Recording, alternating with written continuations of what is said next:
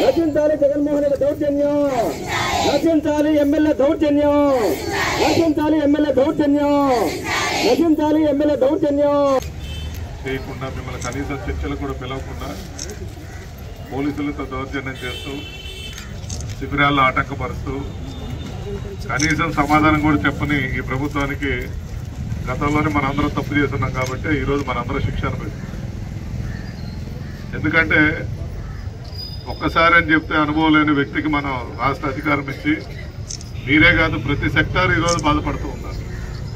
కనీసం మాట్లాడే ఆలోచన కూడా లేదు.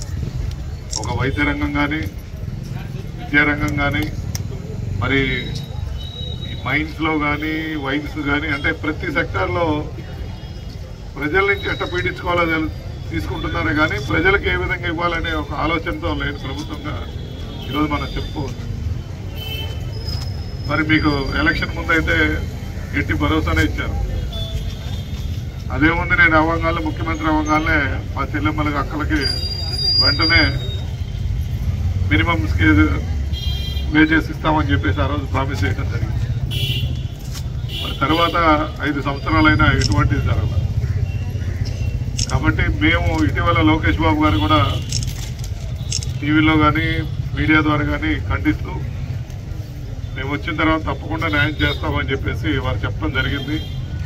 రేపు 5వ తారీఖు మా జాతీయ అధ్యక్షులు నారా చంద్రబాబు నాయుడు గారు మన నియోజకవర్గానికి రావడం జరుగుతుంది. కాబట్టి ఆ రోజు మనం కలిసి ఆ రోజు నైట్ ఇక్కడ ఉంటారు కాబట్టి మీ ఎలా 10 మందో మీరందరూ వచ్చినా కానీ ఆయన సార్తో కల్పించి సార్ మీరు తప్పకుండా ఇక్కడి నుంచే రేపు మీరు వచ్చిన తర్వాత, ఎందుకంటే ఇప్పుడు మీ అందరికీ తెలుసు 100% ప్రతి వర్గాలు వ్యతిరేకిస్తున్నాయి కాబట్టి తెలుగుదేశం పార్టీ అధికారులు ఆడటం అనేది 100% ఖాయం.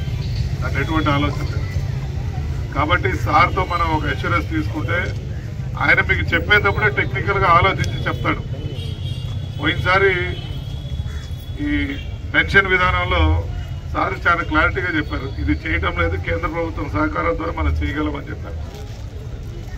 అటువంటి టెక్నికల్ క్లారిటీ తీసుకొని మన కనిగిరి నుంచే సార్ని ఆ రోజు మీరు పర్సనల్గా అంటే వారు నైట్ ఉంటే నైట్ కల్పిస్తాం, లేకపోతే హెలిప్యాడ్ దగ్గరైనా మిమ్మల్ని వారితో కల్పించి ఆ రోజు మీ మన వాగ్దానం తీసుకుందాం, తద్వారా మీకు న్యాయం చేయాలని కూడా మేము కూడా వారికి విన్నవించడం జరుగుతుందని తెలియజేస్తాం.